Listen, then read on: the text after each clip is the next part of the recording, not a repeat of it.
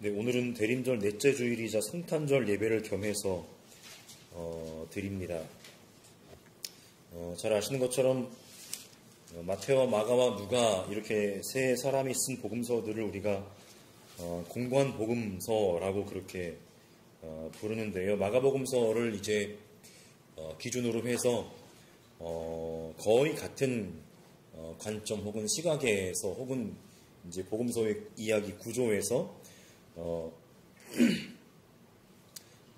비롯한 이름이 이제 공관복음서라고 그렇게 부릅니다. 그런데 다른 점이 또 크게 이제 중요하게 다른 점이 하나가 있다면 마가와는 달리 마태와 누가는 예수의 탄생 이야기를 그 복음서 가장 앞부분에 기록을 해놓고 있다는 건데요.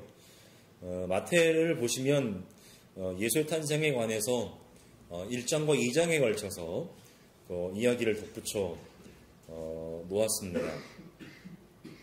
먼저 1장에 보시면 크게 두 부분으로 나누어서 1절부터 17절까지는 예수의 계보를 아브라함부터 시작해서 탄생의 순간까지 적어 놓았고요. 그 다음으로 18절부터 25절까지는 바로 그 예수의 탄생, 예수의 나심이 바로 임마누엘의 약속, 하나님께서 하신 임마누엘의 약속을 성취하는 사건이라고 그렇게 얘기를 합니다. 그러니까 1장을 봤을 때 전반부가 소위 이전까지 큰 흐름에서의 숲을 보는 그런 관점이었다면 후반부에 임마누엘의 약속이 실현된 예수의 나심 이야기는 바로 하나님의 약속이 구체적으로 실현된 조금 더 자세하게 나무를 보는 관점이라고도 볼 수가 있을 겁니다. 그 다음으로 2장에서 이제 오늘 본문을 함께 살펴보셨는데 2장에서는 크게 2장 전체가 예수의 탄생이 어떤 우여곡절, 이게 단순한 우여곡절이 아니라 사실은 메시아가 태어나지 못할 뻔한, 태어나자마자 살해당할 뻔한 그런 과정이었다라는 것을 이야기하고 있습니다. 그 우여곡절의 핵심적인 원인은 바로 헤롯이라는 왕이었습니다. 2장 1절에 너무나 간단하게 헤롯 왕 때에 라고 그렇게 마태가 이야기를 하고 있는데 굳이 어떤 설명을 덧붙이지 않아도 헤롯 왕 때라고 하는 그런 표현만 들어도 아마도 그 당시 그곳에 살고 있었던 유대인들에게는 무언가 깊이 와닿는 그런 경험적 지식 혹은 전해 들은 지식이 아마 있었을 것입니다. 이제 비슷한 이야기가 누가도 역시 이제 세례자 요한과 예수의 출생이 유대왕 헤롯 때에 있었다라고 말을 하고 있습니다. 헤롯 왕 때에 태어나신 예수의 탄생 이야기, 그때 과연 어떤 일이 있었는지, 이 본문이 오늘 우리에게 주는 또 교훈은 무엇인지 오늘 본문을 함께 살피면서 헤롯 왕 때에 예수께서 태어나실 때 어떤 일이 있었는지 함께 나누도록 하겠습니다. 예수 탄생 시기에 유대를 다스렸던 왕이 헤롯 혹은 헤롯 대왕이라고도 불리는데요. 그는 그 당시 이제 유대가 로마의 통치를 받고 있었던 식민지였기 때문에 로마의 원로원에 의해서 공식적으로 유대인의 왕에 임명된 그런 사람입니다. 그러니까 합법적으로 유대인 이게 왕이 추대되는 건 아니겠지만은요. 그러니까 무언가 합법적인 왕의 어떤 혈통을 가지고 있었던 사람이 아니라 다른 권력과 세력에 의해서 왕으로 임명되었던 사람이라는 것이죠. 그가 다스렸던 기간은 기원전 37년경부터 기원전 4년까지인데, 그러니까 이것만 봐도 헤롯 왕 때에 예수께서 태어나셨다라고 하는 것은 딱 뭐 영년이라고 하는 것이 있을 수는 없겠지만 우리가 소위 영년이라고 알고 있는 그 해에 태어나신 것은 아니다라고 하는 것이죠. 적어도 기원전 4년, 2년 이전에 예수는 태어났다. 라고 하는 겁니다. 그러니까 언제냐라고 하는 것을 우리가 이제 그것이 뭐 그렇게 중요한 것은 아니기도 하겠지만은요. 그는 말씀드렸던 것처럼 정당한 권력을 가진 왕이 아니었고 더군다나 합법적인 혈통으로도 왕가의 자손도 아니었기 때문에 유대인들의 환영과 사랑을 받지 못했습니다. 그는 유대인이 아니었고 그의 아버지는 유대 남부 지역에 있었던 소위 에돔의 후손이라고 할 수 있는 이두메인이었는데 아버지는 안티파테르라고 하는 사람인데요. 그의 아들이었습니다.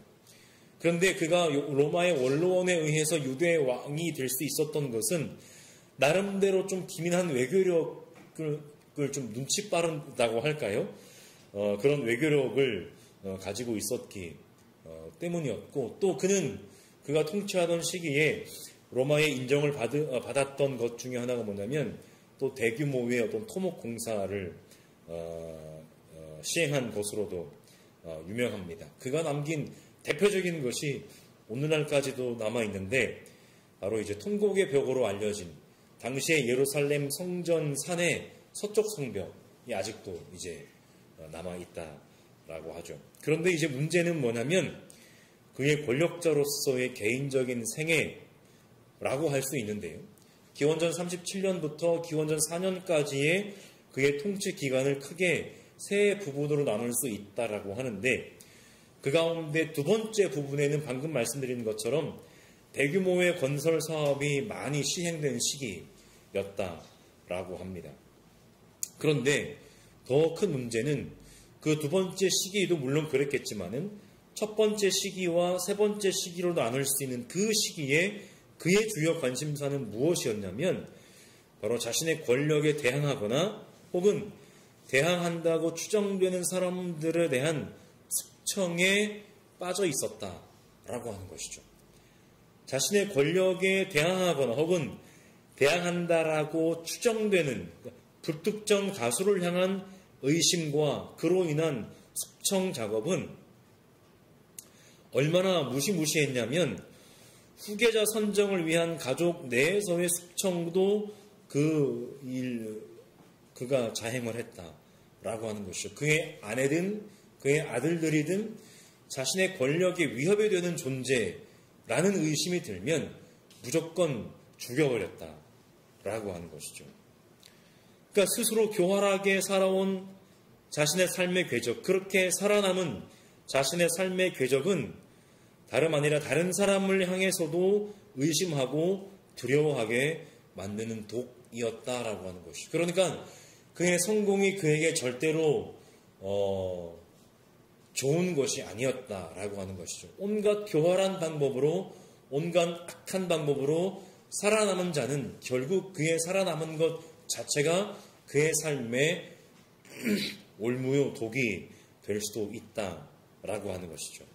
그런 그가 통치하던 시기에 또 한 명의 유대인의 왕이 태어났다라고 하는 소식은 얼마나 권력에 대한 그의 병적인 증세로 볼 때 도저히 받아들일 수 없는 것이었음은 분명할 겁니다.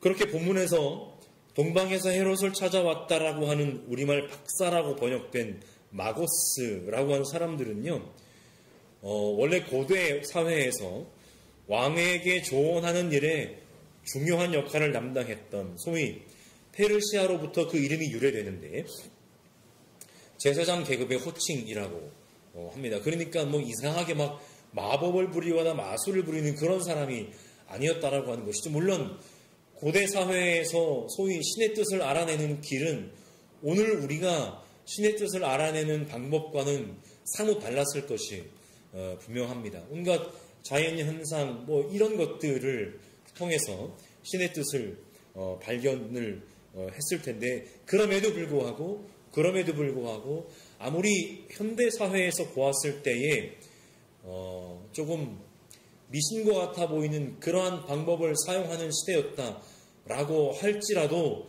그 사회에서도 그러한 현상을 가지고 사람의 건강한 정신의 논리가 동원될 때 올바른 신의 뜻을 알아낼 수가 있었을 것이다라고 하는 것은 분명한 사실이었을 겁니다.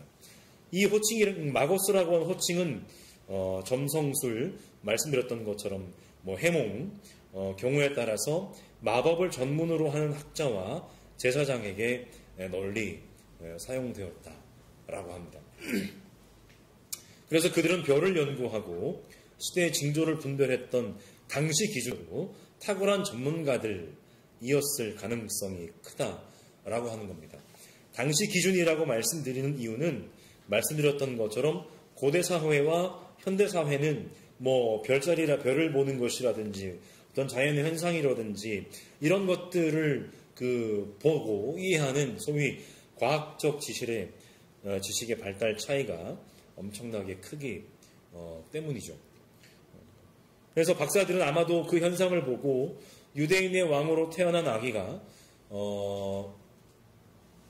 헤롯 가문에서 태어났다라고 생각했을 수도 있습니다. 왜냐하면 그 당시 왕은 헤롯이었기 때문에 그 헤롯 가문 가운데서 헤롯의 뒤를 이어서 이제 왕이 될 아기가 태어났을 것이다 라고 그렇게 생각을 했을 수도 있습니다. 그들이 처음부터 베들레헴 어느 마을에 아기 예수가 태어났다라고 하는 것까지는 그들은 알 수가 없었겠습니다.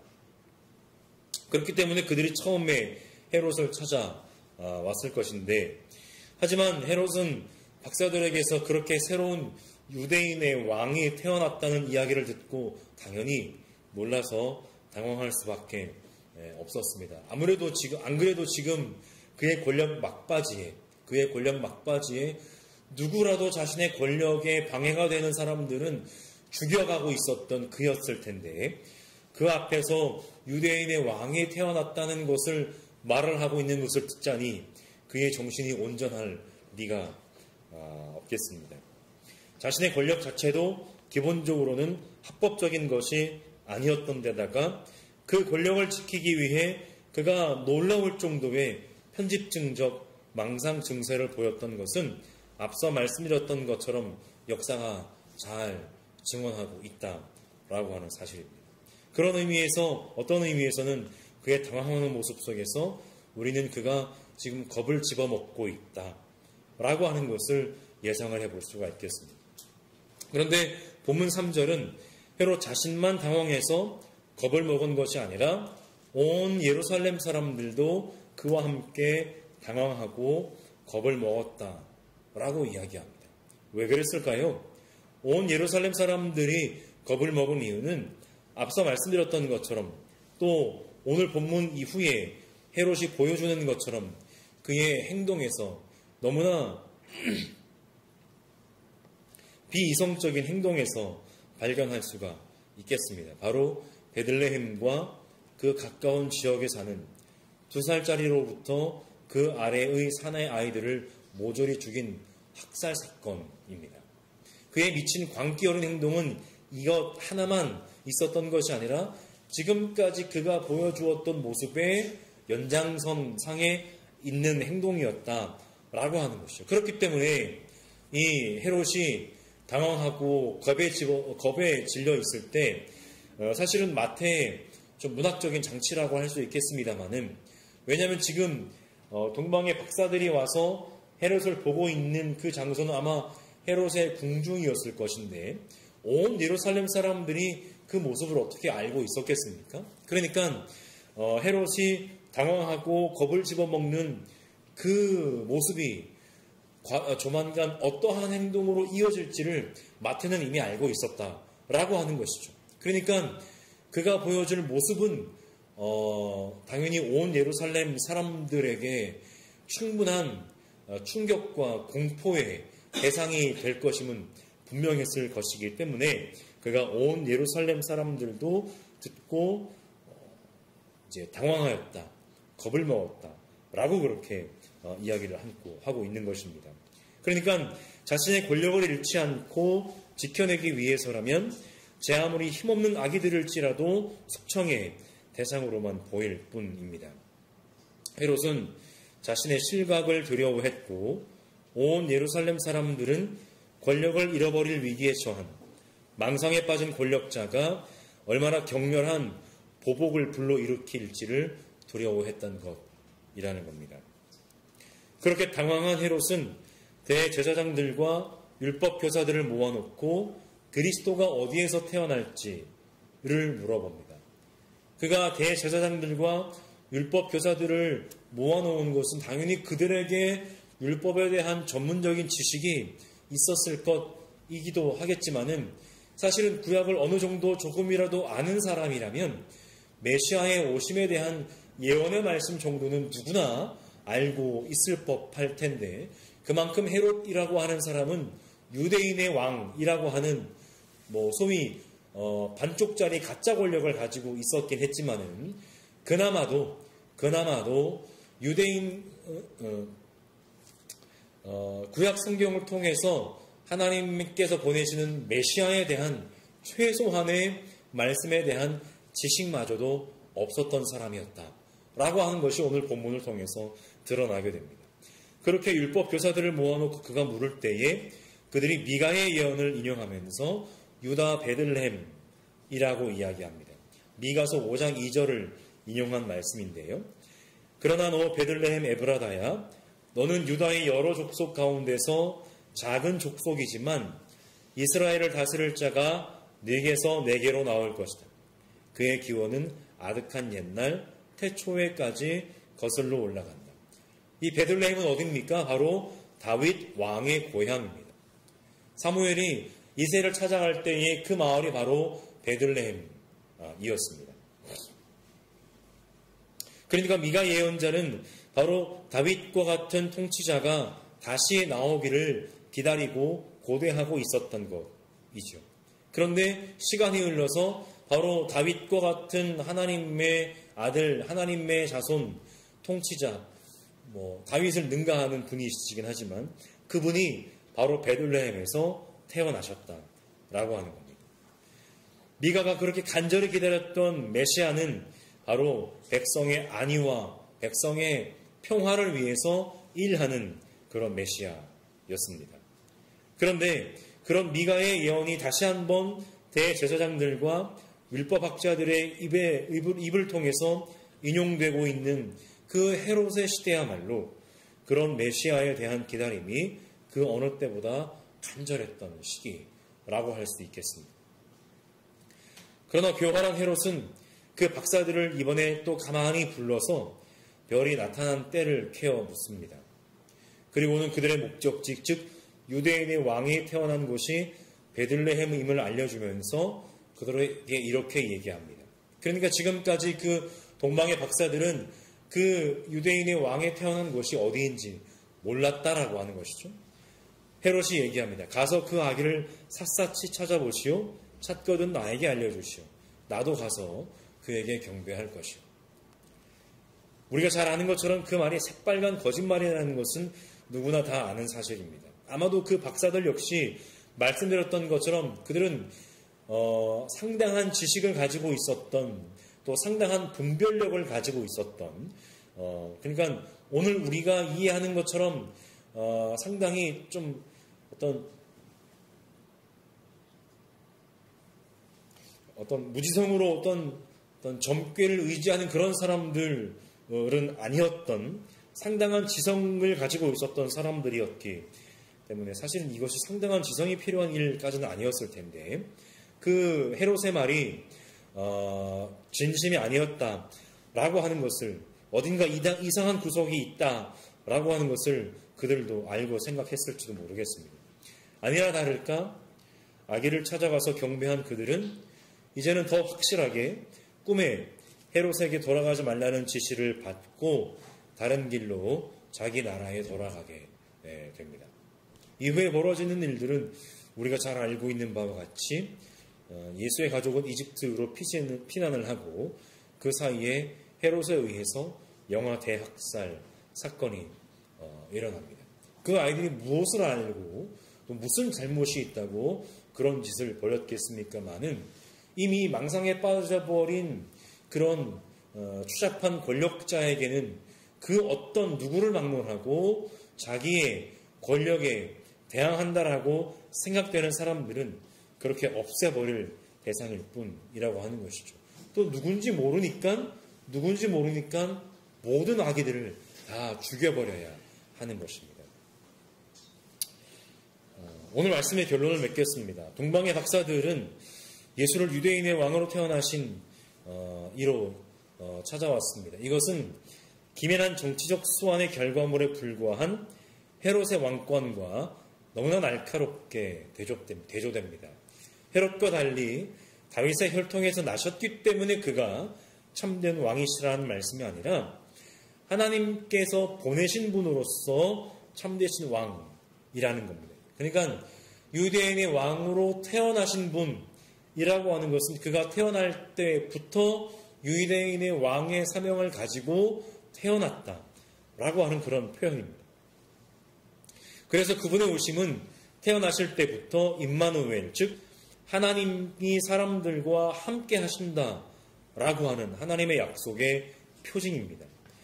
헤롯 스스로도 알고 그랬는지는 모르겠지만은 대제사장과 율법 교사들에게 그가 물을 때 그리스도가 어디에서 태어나실지를 물어봄으로써 본문은 그 헤롯의 입을 통해서도 유대인의 왕으로 태어나신 이가 그리스도 즉 메시아라고 하는 것을 은연중에 그러나 밝히 드러냅니다.